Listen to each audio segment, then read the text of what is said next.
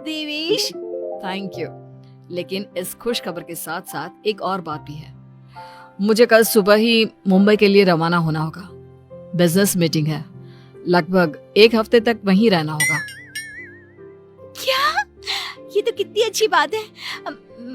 मेरा मतलब है कि आप मुंबई घूम भी लेंगे। कहते हैं ना, रात में मुंबई की सड़कें और नजारा काफी सुहाना होता है।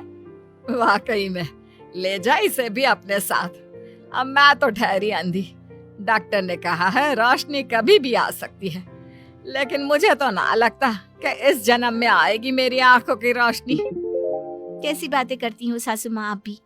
मैं भला अपनी सास को छोड़कर कहीं जाऊंगी क्या? अगर मैं चली गई तो आपकी सेवा क्या पड़ोस की मीना करने आएगी? देवेश, तुम आराम से घूम कर आओ और मेरे लिए एक अलग से सूटकेस भर के तोहफे लाना। इसे तो बस तोहफे ही दो, चाहे वो तीज हो, त्योहार या कोई और आम मामूली सा दिन। बस तोहफे तोहफे तोहफे। बिल्कुल पागल है ये। अरे, मैं तोहफे मांगू तो आपको क्या दिक्कत है? आप भी मंगवा लो ना। देख देख देवेश बेटा, कैसे कैंची की तरह तेज चल रही है इसकी जुबान। अरे आप दोनों शांत बैठ जाओ, मैं आप दोनों के लिए ढेर सारे तोहफे लाऊंगा बस। देवेश अगली सुबह मुंबई के लिए निकल जाता है।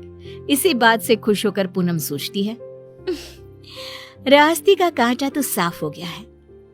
अभी मैं चुपके से मेरे लखन को घर पर भी बुला सकती हूँ। इस अंधी बुढ़िया को तो कानों कान भनक भी नहीं लगेगी। पूनम अब रात को चुपके से पीछे के दरवाजे के जरिए लखन को घर पर बुला लेती है। अब जहाँ सास घोड़े बेचकर खर्राटे मारते हुए सो रही होती है, तो वो बहू की बात करने की आवाज सुनकर तुरंत उठकर बैठ जाती है। ये आवाज किसी आदमी की लगती है, शायद बहू के कमरे से आ रही है। लेकिन नहीं नहीं, मैं भी कुछ ज्यादा ही दिमाग लगा देती हूँ। देख रही होगी कोई भूत या फिल्म। अब तो पति नहीं है घर में, इसलिए रात भर ऐसे ही करेगी ना। लेकिन अगर कल जल्दी नहीं उठी तो फिर मैं इसके कानों के पास जाकर बर्तन बजाऊंगी जोरों जोरों से। ये सिलसिला रोज चलता है और मंजरी को रोज लगता है कि पूनम टीवी पर कोई फिल्म देख रही है। एक दिन जब पूनम बाहर होती है, तभी मंजरी सोकर उठती है और आंखें खोलते ही उसे सब कुछ दिखाई देने लगता है।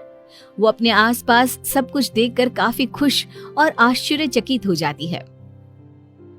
ये तो गजब हो गया, मेरे आंखों की रोशनी फिर से लौट आई। डॉक्टर ने सही कहा था, रोशनी कभी भी लौट सकती है। बहू, अरे ओ पूनम का चांद, कहाँ मर गई?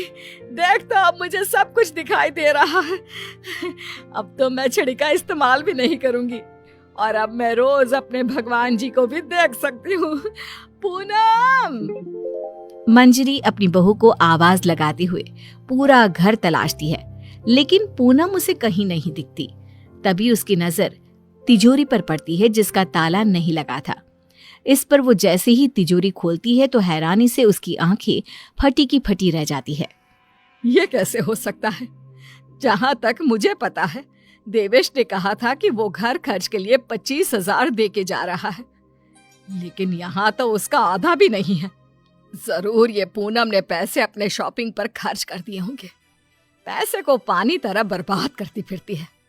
आने दो उसे, फिर देखती हूँ उसे। तब तक मैं अपने भगवान के दर्शन कराती हूँ। मंजरी मंदिर जाती है, अच्छे से दर्शन करती है और खुशी खुशी वापस घर की तरफ चल देती है। जहाँ रास्ते में उसकी नजर मंदिर के पास बहती नदी के किनारे बैठी अपनी बहू पर पड़ती है, जो लखन के साथ वहां बैठी थी। ये यहाँ क्या कर रही है और इसके साथ कौन बैठा है? पता तो करना ही पड़ेगा। अब मंजरी चुपचाप आगे बढ़ती है और वहीं पास में एक बड़े पेड़ के पीछे छुपकर उनकी बातें सुनने लगती है। सुनो लखन, कल मेरा पति आने वाला है। आज रात को तुम आना और हम दोनों पूरी तिजोरी पर हाथ साफ कर देंगे। और भी बहुत सारा बेशकीमती सामान पड़ा है घर पर, उसे भी हम अपने साथ लेकर यहाँ से भाग जाएंगे। आइडिया अच्छा है मेरी जान, अब हमें कोई नहीं रोक सकता। हम ना यहाँ से सीधा सिंगापुर जाएंगे डार्लिंग।